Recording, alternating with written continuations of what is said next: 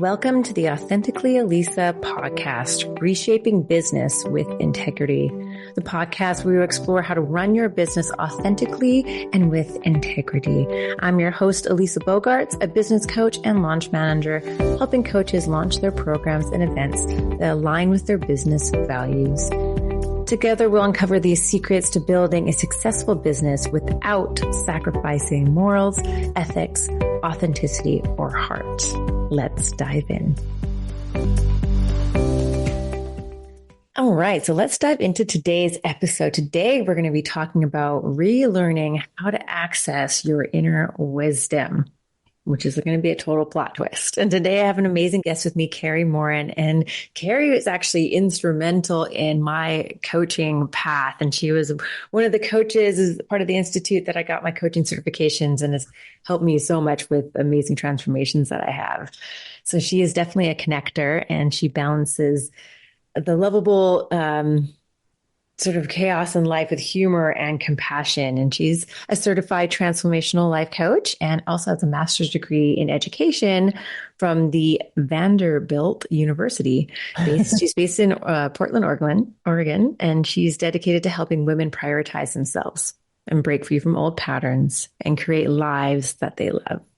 And through her coaching, she empowers clients to strengthen their relationships, careers, and passions while really sparking bold new possibilities. And she also has a podcast called The Things We Know, which she co-hosts with Lisa Callahan, who is also part of HCI, who I knew back then. Both amazing women.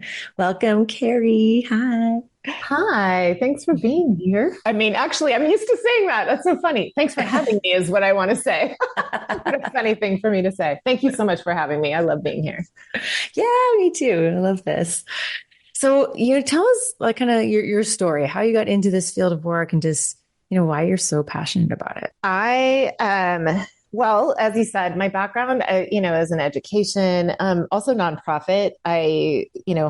Both of those are long, long hours, but very dedicated to what I was doing, usually focused on youth in my background, if you were to follow my career.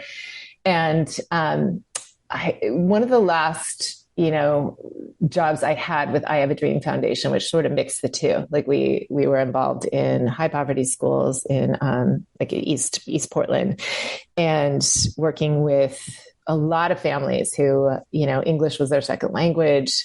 We were trying to decrease the mobility that happens with families in poverty and bring a lot of resources there. So it was a lot of not just educating them, but like meeting their needs. And I came into contact with all these incredible moms who, they were strong, brilliant women, but they didn't speak English. They were in a new country and they needed a lot of support. And I just saw like firsthand how essential that is. It's that whole, Maslow's hierarchy of needs and just like the basic human needs of safety, love, and belonging before you can get to the educating and the success, right? You can't get to that unless your needs are met. And so that just became my passion, and it really drove me into thinking more critically about that. But then also simultaneously, we were dealing with a lot with my dad's health that was hard to figure out at the time. And my son, who's one of my three boys, has a seizure disorder, but we didn't know that yet. Something was unfolding there. So I had these two medical mysteries that I was kind of, outside of my full-time job and raising three little boys, I was studying constantly on like how nutrition and other environmental things could help. So while I was doing that, my husband was like, and he's a physician, and he was like, I think you should do that as your career. Like you're so passionate about it and you're barely sleeping and you spend all your time trying to figure out how to support people and how to help them be healthier. So it's kind of what drove me into looking to what I could do. So I looked into coaching, and I was doing that part-time while working. And it has, now it's been going on 14 years, maybe. Wow. something like that, 13, 14 years. And it started like, I thought I would just do one or two clients on the side, but it became pretty critical that I start working from home with stuff going on with my son and with my husband's job. So it started more quickly than I thought. I was doing my other job from home, and I started to get clients, and it was fantastic. And I thought at first what I wanted to do was work with brand new moms or moms of little kids, to help them from going off the rails, like so many of us do. So many of us moms do, where you start to put everyone's needs before your own. And I did do that. But what's interesting is along the way, I looked up and I was like, most of my clients don't even have kids. Some of them are even men. So I just was like, I think what I do is, for people who are really ready and want to, make something happen in their life or learn how to put themselves first, I kind of help them create the space to do that. Yeah, that's awesome. And you also kind of help women now sort of step into that next best chapter, right? And I think that's something you kind of focus Yeah. on. Like, why is that a focus?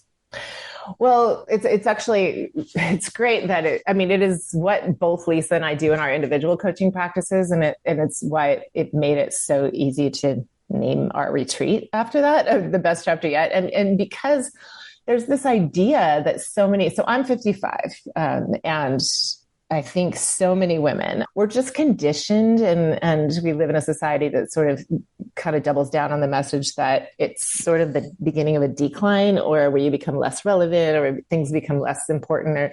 And it's just the opposite. I think it's finally a time, especially if someone's put career first or kids first or both, if or relationships first, it's finally a time in a woman's life, and it can happen much earlier. I mean, women in their 20s and 30s who are way brighter about that than I was at the time, get there sooner. But I think it's finally a time where women are like, oh, well, what if I actually did identify what I need and put that first?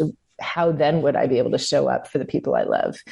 I think sometimes life just gets so busy, like a train going down the tracks. And before people know it, they're like, who am I anymore?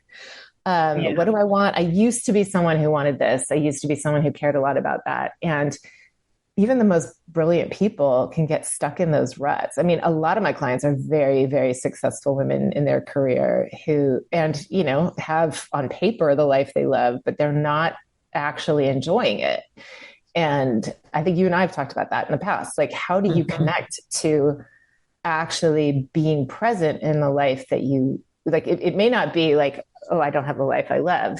It may be that, for some people, it's like, let's make some different choices. Let's shift careers. Let's change some aspects of how we're showing up in relationship, and then work on being present to it. But for some people, they have all that and they still feel disconnected. And that's a symptom of, being overcommitted. And for a lot of people, it's people pleasing, whatever that is. It's just a loss of self. So best chapter yet is really about, how do we make you the main character and step into this next chapter? Maybe nothing changes except for the way you're showing up for it and the way you're feeling more part of it. Or maybe everything changes and you're actually enjoying it.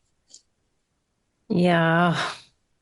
I just absolutely love what you do. And I think it's so important because you're right. I think everybody goes through that at some point. Even I look at my life right now, I feel like I'm kind of in that, I'm trying to figure out what it is and trying to, like reconnect.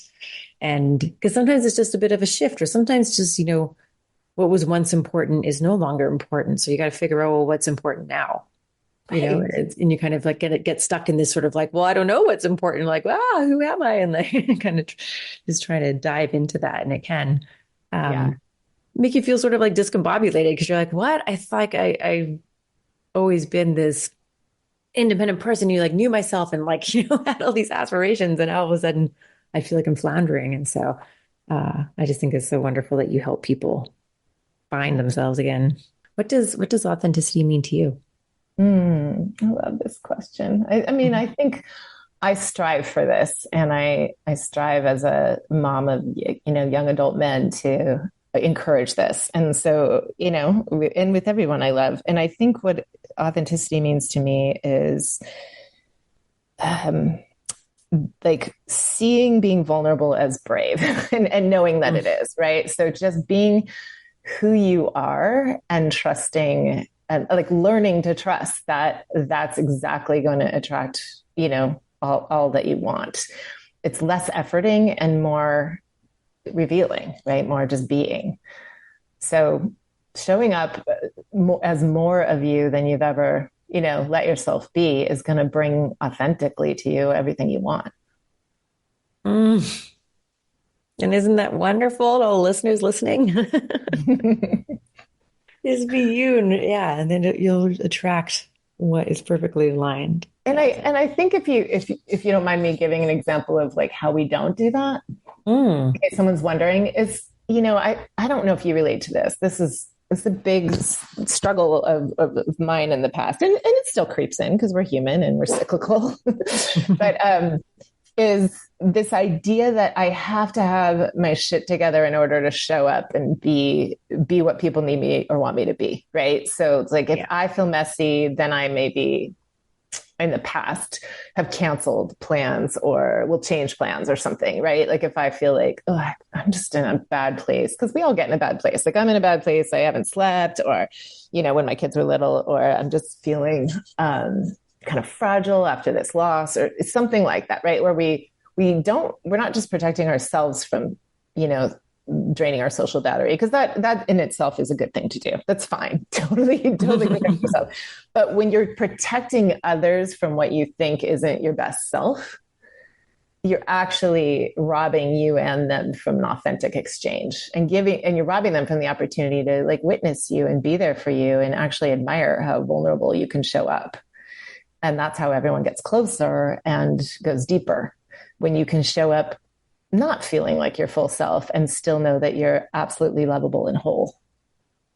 Yes, yes. And even to kind of add on to that, where if you do show up, if you are brave enough to show up as that vulnerable, authentic self, and whomever you is that you're showing up for in that way, if they don't want to go deeper, if they don't find that as an amazing connection point and also come out authentically, or maybe because I've noticed that in my life where people have kind of been like, oh, like is too much, and it's I think it's a very telling sign as to who in your world is actually those really close people that you have a deep connection with versus the people who are maybe more like on the acquaintance level. I find that like it brings out this very interesting distinction where you can see if someone leans in or if someone kind of leans out.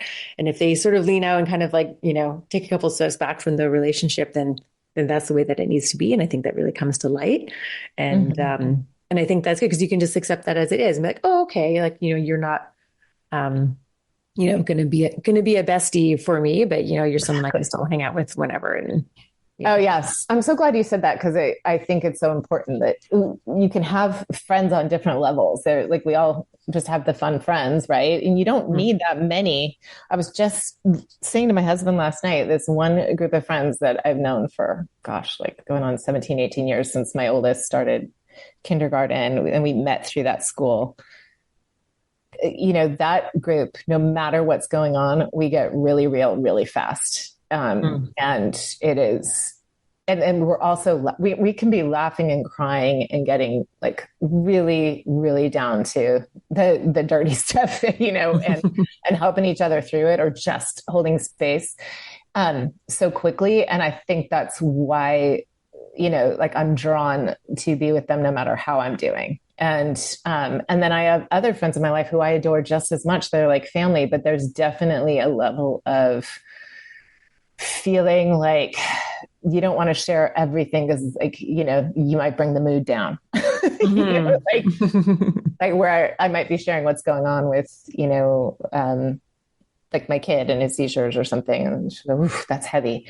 Doesn't mean she doesn't care, right. And I'm not even actually thinking of someone in particular, but like someone might say that. Right. And so like, I might know that it's okay to share it, but it's not subconsciously going to make me want to call her first. Be like, right. That's what's happening. It's rough. And that doesn't mean she's not a dear person in my life. She really is. It's just, she's not the one who I think wants to sit with the the hard stuff. She has her own hard stuff going on.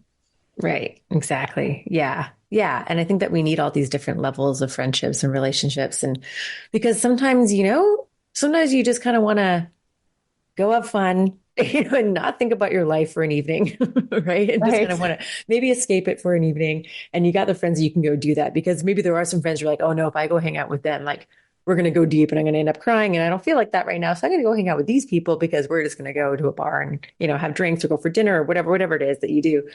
Yeah. Um, yeah. So And I true. think they all have a place, and, yeah. And they're Oh all my important. gosh, yes. I mean, I definitely have people too that we just go deep and philosophical, and it's great and exhausting. So, I mean, Yes.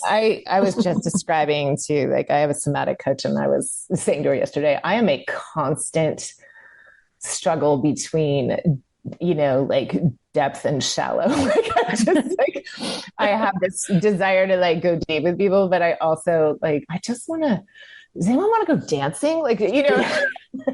I also just don't want to think about any of this shit.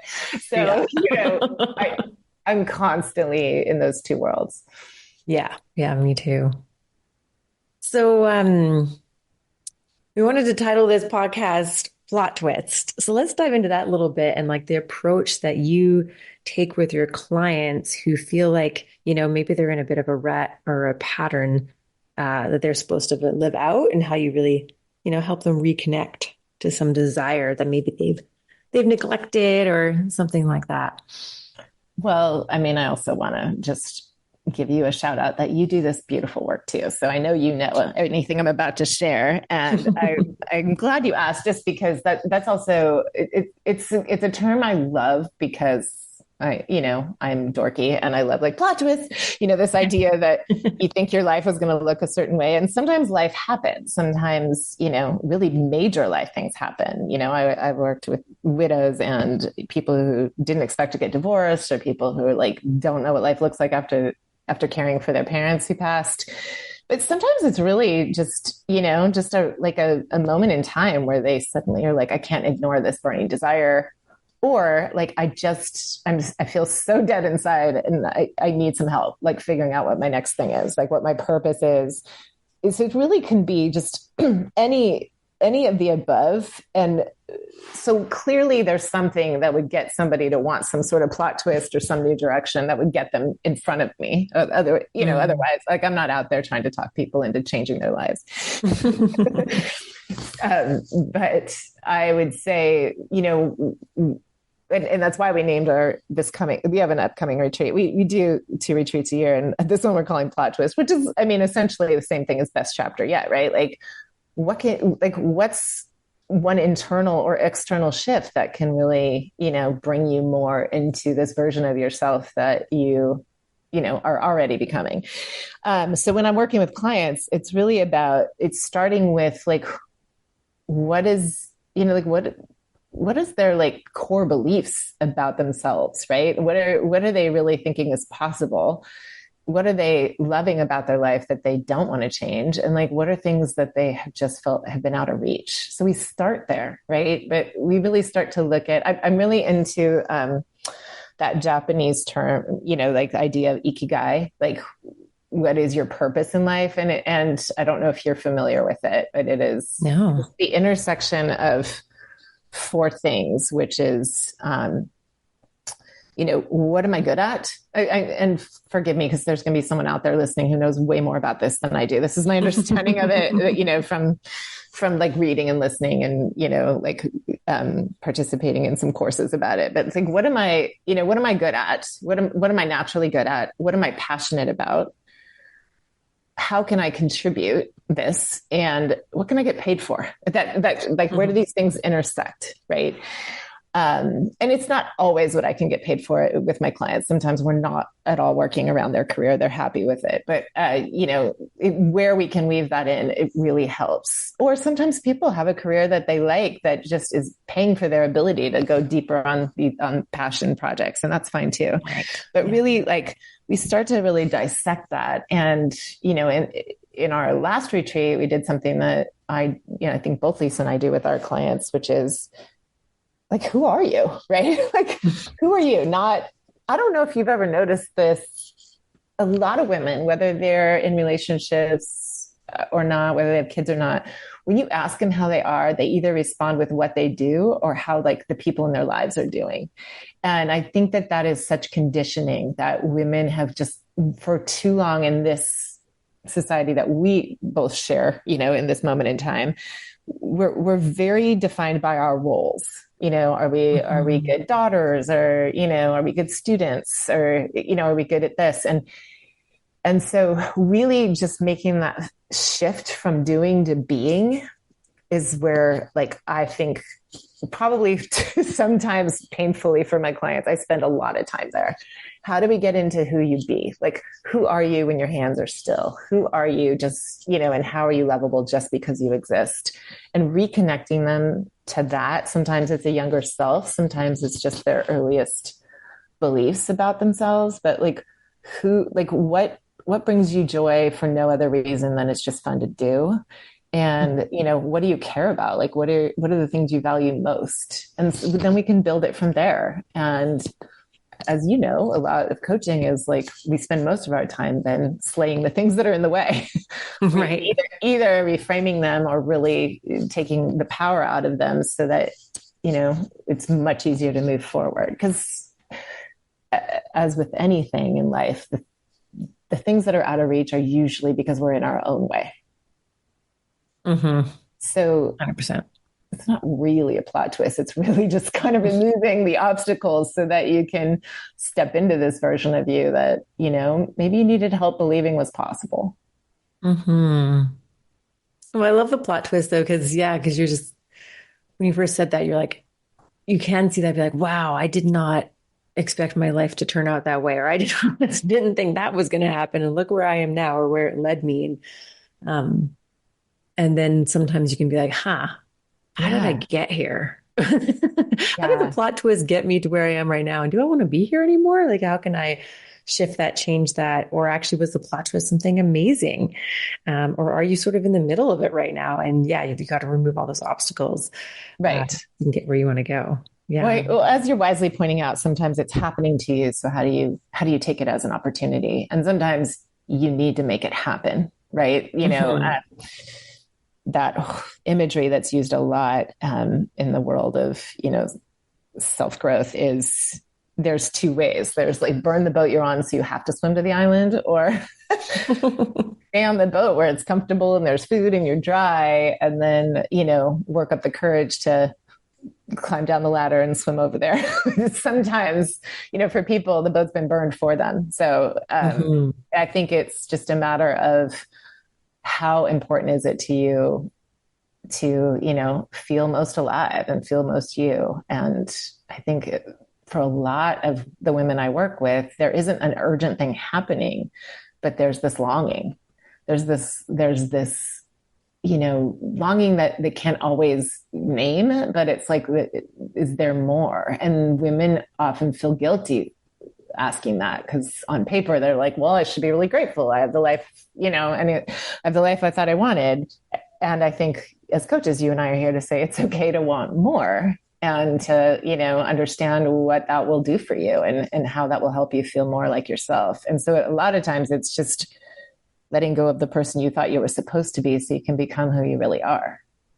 Exactly. And step into that authenticity of who you really Yes. are. Yeah. Hmm.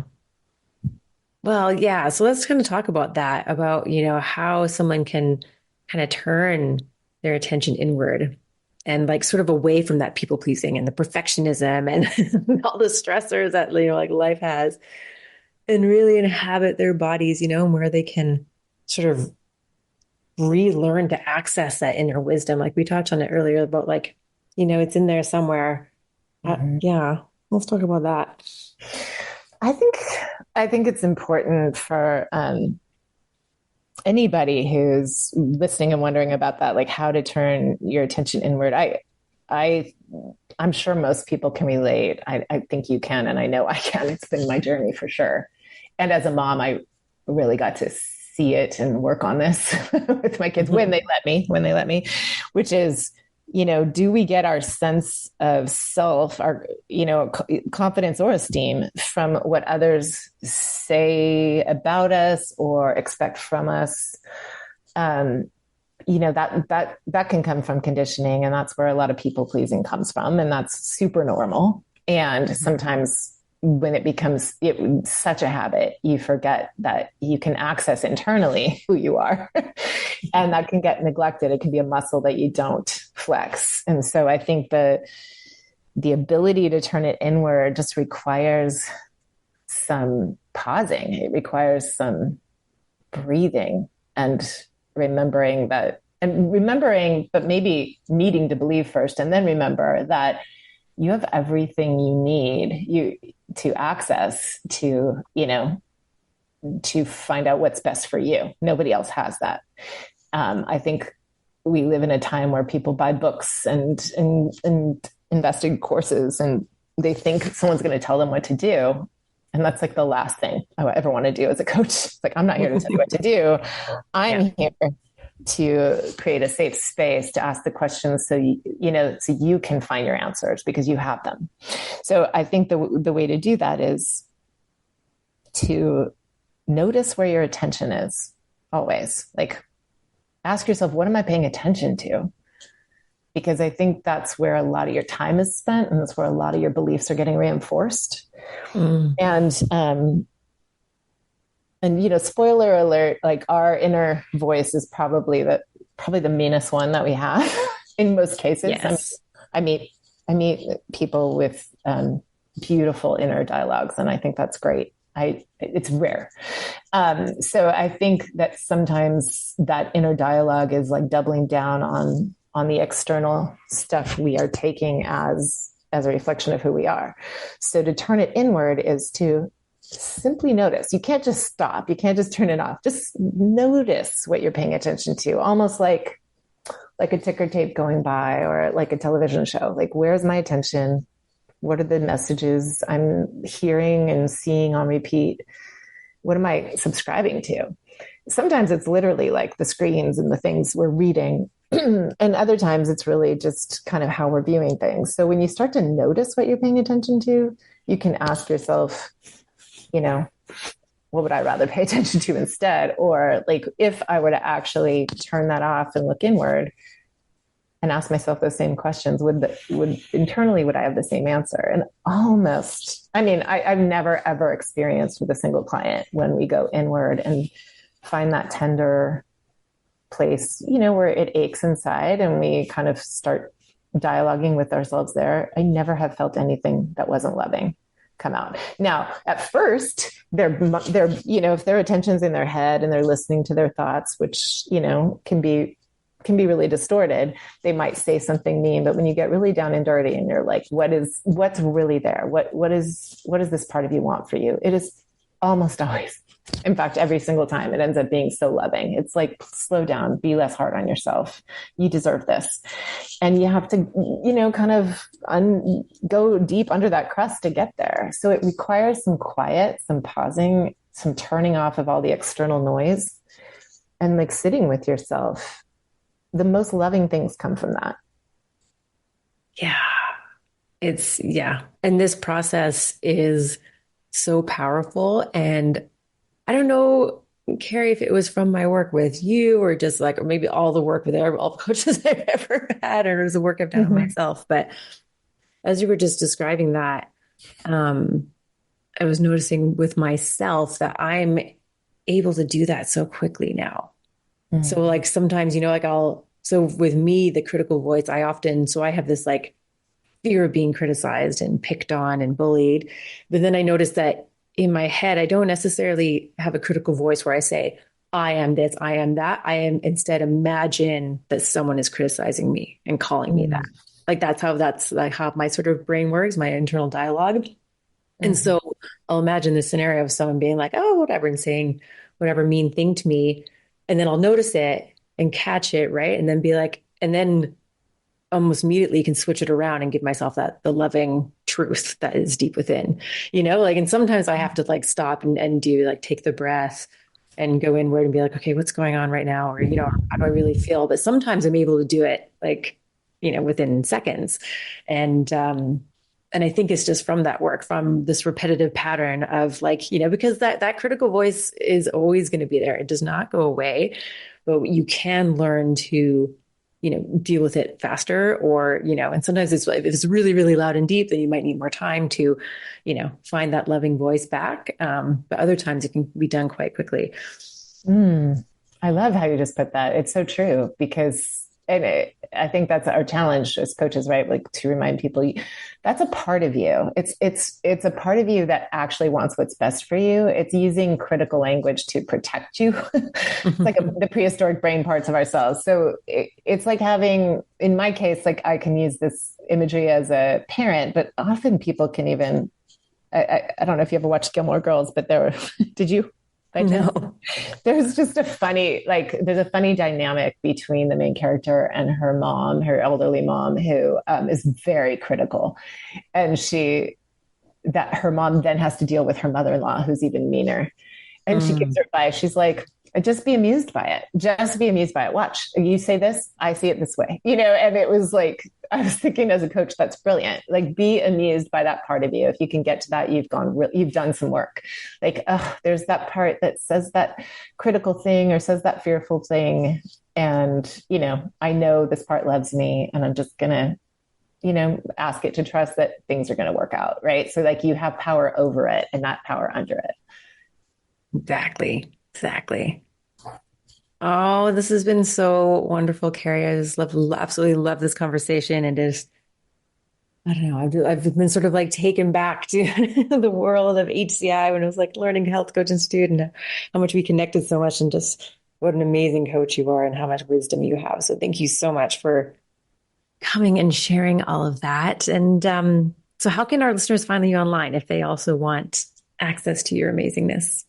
Well, I would say, first of all, before I get to that, I just want to say back at you. You're a brilliant coach. You've always had just one of the most soothing voices. I'm so glad you're recording your voice out there and people get to hear your wisdom.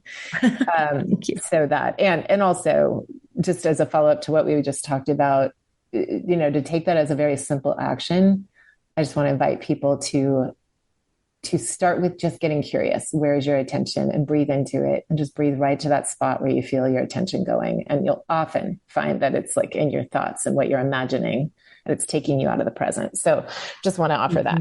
Yes. Thank you. And then if you have time when you're not listening to Lisa's Fine podcast, I would say, on Spotify or Apple Podcasts, wherever you listen to podcasts, The Things We Know, that I co-host with Lisa Callahan. I think it's got a lot of fun, juicy topics from the past 2 years. Right now we have one out that's all about the right to need, especially high functioning people are all about meeting other people's needs. So we have a website that just takes you to the pod, which is thethingsweknow.com. And then right now you can find me at cravevitality.com, but it's shifting. My website is shifting to KariMorinCoaching.com. So either way, you can find me there. Perfect. Thank you. And to finish us off, do you have any final words of wisdom? I think if I could go back and, say to my younger self, like the best wisdom I have at this moment, it would be to, don't hold back on love. And that starts with yourself. Like, don't hold back on love. You will never, ever get to a point in your life where you wish you held in more love. Like, be open with it and trust that you are strong enough to withstand even when that part gets hurt. It's such a healing thing to like dig in and find that love within yourself and let it flow out. And it really does just flow so naturally when you love yourself first. So don't hold back on loving yourself through all of it. Yes. Love yourself and know that, even if that critical inner voice is at you, there is still love there. You can still love yourself even with that critical voice.